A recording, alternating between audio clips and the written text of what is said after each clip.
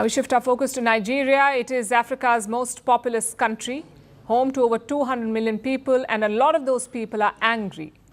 Today, after weeks of build-up, protests have begun in Nigeria. The government has been trying to stop them. President Bola Tinubu tried every trick in the book. He increased the minimum wage. His police and military threatened the protesters. He even got the clergy to denounce the protests, but nothing worked. Angry Nigerians took to the streets across the country today, despite numerous obstacles thrown their way.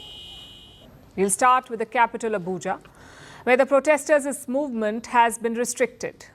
A court had intervened on the behalf of the government. It confined the protesters to one particular location, to a stadium on the outskirts of the capital. Now, most of the protesters complied, but some were defiant. So they were seen marching towards the heart of the capital, but they were confronted by the police, who fired tear gas shells to disperse the crowd.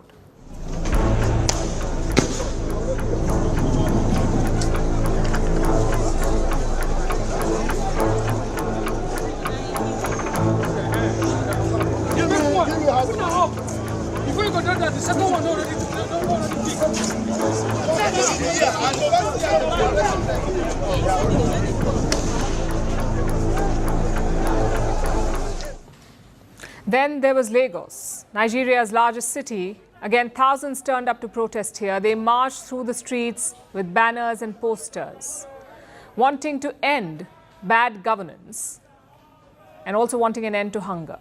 We are tired of being hungry. We cannot even feed our children. One tuber of yam is 5,000. We cannot buy tomato and pepper. Pepper is 1,000. The poor cannot survive. Please, we need you to change the government. And we are not going to stop until every Nigerian can live comfortably in Nigeria. We are not going to stop until we Nigerians living in Nigeria, enjoy similar life or a better life than even countries across the world who don't have half of the resources that we have.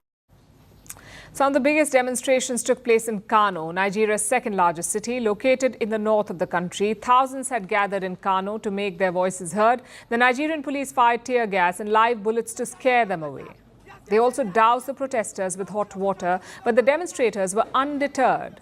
However, things did get ugly in Kano. Some protesters set tires ablaze near the state governor's house. The police shot at them. At least 4 people were wounded. So that's the situation in some of the bigger cities in Nigeria. But the protests are taking place nationwide in some form or the other. They're being organized online under the hashtag End Bad Governance. And the protesters are in it for the long haul, it seems. Look at this post. The protesters have created a list of do's and don'ts.